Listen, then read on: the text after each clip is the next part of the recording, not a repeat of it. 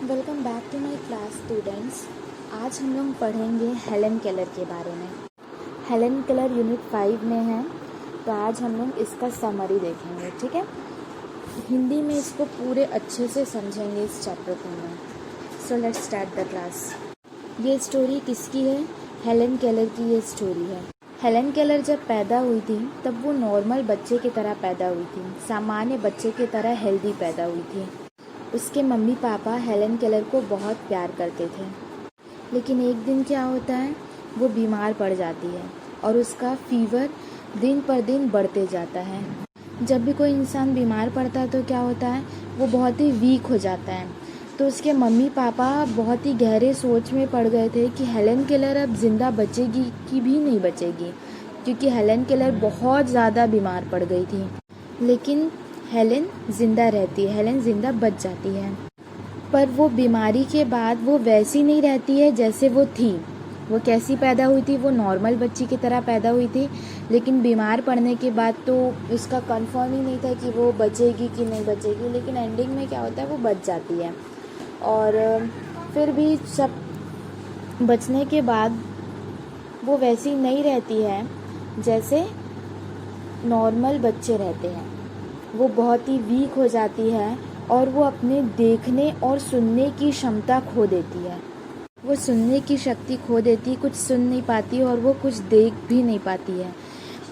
इस चीज़ को लेकर उसके मम्मी पापा बहुत ही दुखी थे, बहुत ही सैड थे। हेलन जो थी वो बहुत ही तेज़ लड़की थी।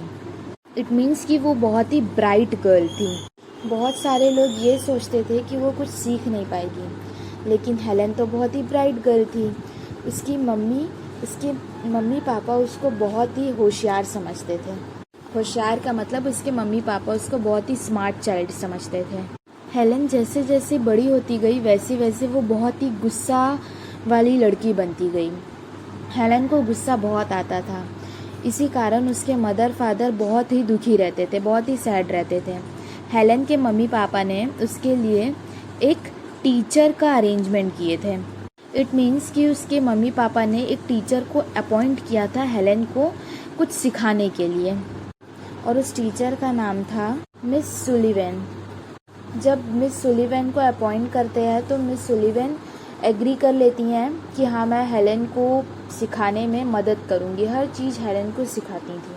हेलन की टीचर उसे एक डॉल ला के देती है और हेलन को DOLL लिखकर अपने हाथ की उंगलियों में कुछ स्पेशल साइंस मतलब जैसे कि आप लोग जानते ही होंगे कि जो लोग देख नहीं सकते या फिर जो लोग सुन नहीं सकते हैं, उनके लिए स्पेशल साइन आता है। उन लोग किसी भी चीज़ को छू कर पता करते हैं कि वो क्या लिखा है। तो उसी के द्वारा हेलन को उसकी टीचर ने पढ़ाया, और मिस सुलिवन जो रहती है हेलन को उसी प्रकार पढ़ाती है, उसी साइंस के थ्रू पढ़ाती है।